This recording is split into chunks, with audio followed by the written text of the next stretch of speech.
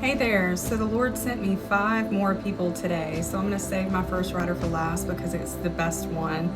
But my second rider was a man, and we had conversation, and I was able to encourage and love him and speak life into him and pray over him and his wife and their situation. And he shared that they just started a ministry on YouTube, so I was able to pray blessings over that.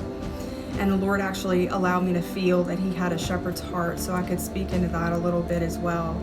And then my third rider, the Lord actually gave me a vision pertaining to her mother, and so we had conversation. It really kind of opened up some things, and I was able to encourage her and pray over her situation. And it was neat because the Lord actually revealed some things that he wanted her to lay down at his feet, and that there was some unforgiveness there as well.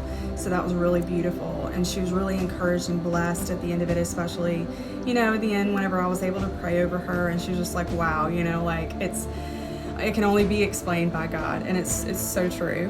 And then my fourth rider was a young man, and it was neat because I encouraged and I prayed for him at the end.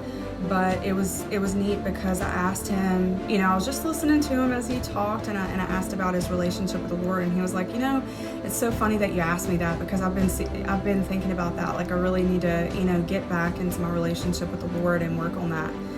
So that was beautiful as well. He was encouraged, I was encouraged through it. It's just beautiful to see how the Lord works. And then my fifth rider, he's actually going on a missions trip soon, and so that was really cool how the Lord placed him in my car.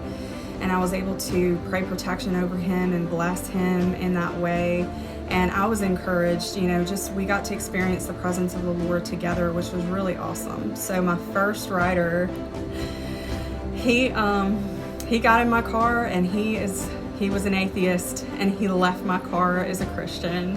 So he gave his life to Christ, and it was just absolutely beautiful. He wanted to hear, just the Lord led me through conversation, and we talked about a prophetic dream that I had, and he just was asking questions about this, and there was just so many commonalities. And he's like, I just really kind of feel like the Lord has been drawing me to him. And so like at the end, I was like, what? I was like, can I pray for you before you get out of my car? And he was like, yeah, absolutely. And God, he was so precious. I will never forget, certain ones, but I just prayed with him, and we talked, and I was like, you know what?